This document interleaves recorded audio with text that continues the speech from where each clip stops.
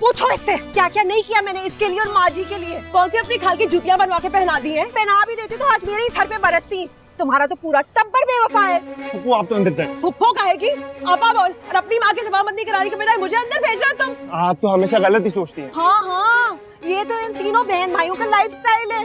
कसूर अपना भी हो तो थोप दो चौथे मोहल्ले किसी पे। भाभी लड़ाई आपके अपने शौहर के साथ हुई है, मुझे किस खुशी में लपेट रही हैं? इसलिए कि मेरे शौहर को लगता है कि मैं अपनी जूतियाँ सीधी करने के लिए, अपनी खिदमतें कराने के लिए तुम्हें इस घर में बांध कर रखा। मैं लानत भेजती हूँ दूसरों की जूतियाँ सीधी करने पर। मैंने भी कोई कारखाना नहीं खोला हुआ पिशावरी चप्पलों का। खुदा का वास्ता है, बस कर दें। नहीं बोलने दो। अच्छा है तुम्हारी माँ की असलियत सामने आ गई है। बहुत ड्रामा कर लिया उन्होंने अच्छा बनने का। हाँ, मैं तो हुई बुरी, कीड़े हैं मुझ में। तुम इतनी महान हो तो जाके अपने भाई को क्यों नहीं बता देती? कुक्कू की वजह से रिजेक्ट कर रही है दुनिया भर के रिश्ते। अम्मी कुछ तो ख्याल करें, क्या कह रही हैं आप? छोड़ो फराज, मैं ही सारे फसाद की जड़ हूं ना। मेरी वजह से सारे मसले हैं तो मैं ही यहाँ से मूव कर जाती हूँ ताकि तुम सबकी जिंदगी सुकून में आ जाए। अरे आप कहाँ जा रही हैं? तुम्हारी अम्मा को लगता है ना कि तन्नो भाभी की वजह से नहीं हो रही मेरी शादी। अब उन्हीं के सीने पर जाकर मूंग दलूंगी मैं। हाँ, सौ बिस्मिल्लाह जाओ। तन्नो भाभी भी तन्नो भाभी हैं। टांग देंगी तो मैं किसको मार में हो।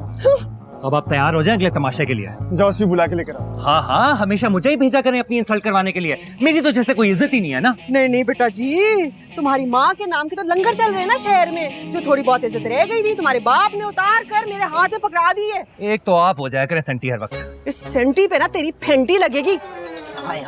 आए, जुत्ती पकड़ा। बिट्टो आपा को बुला लूं मैं आपकी जूतियां सीधी करने के लिए, आपकी खिदमतें करने के लिए। हाँ तेरी तो हट, एम खराब कर रहे।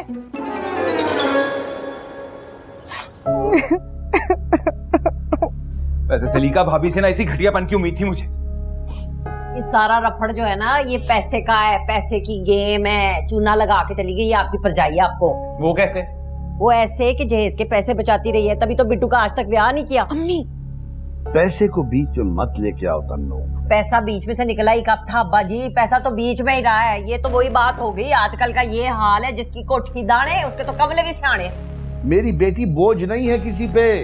प्लॉट लेके रखा हुआ मैंने उसकी शादी के लिए, और पूरा खानदान जानता है ये। जानते तो सब है अब्बा जी, लेकिन जान के अनजान बनते हैं। मानो पप्पू को अंदर लेके जाओ। अब्बा जी अगले 6 माह के अंदर अंदर मैं बिट्टू की शादी करके दिखाऊंगा। रहने दो शजी साहब, उतनी बात किया करें जितनी निभा सके। क्यों, मैं क्यों नहीं निभा सकता? पहले हमारे रफड़ कम है, हर तरफ पोली पोली ढोलकी बज रही है कर्जे की है। पराई आग में छाल मारने की क्या लोड़ है? ये सारी आग तुम्हारी और तुम्हारी खालाजाद बहन की लगाई हुई है, जिसने मेरी बहन की जिंदगी को बर्बाद कर रखा है। हाँ जी, मुझे तो पता था ये मेडल भी मेरे ही गले में आके पड़ना है। अल्लाह याती दे बिट्टू के माँ प्यो को, लेकिन अल्लाह ने बिट्टू को 2 जवान हट्टे कट्टे भाई इसलिए नहीं दिए थे कि एक दूसरे का टिड्ढ फाड़ते रहे। बहन का ब्याह कर लेना था ना टाइम से। हमारे गले क्यों मुसीबत डाली है? बिट्टू आप चले मेरे साथ। जाओ बेटा जाओ।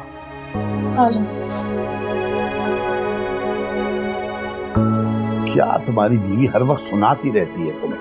अब अजय नहीं सुनता हूँ मैं, कान बंद है मेरा। सुन लेते तो जिंदगी संवर जाती तुम्हारी।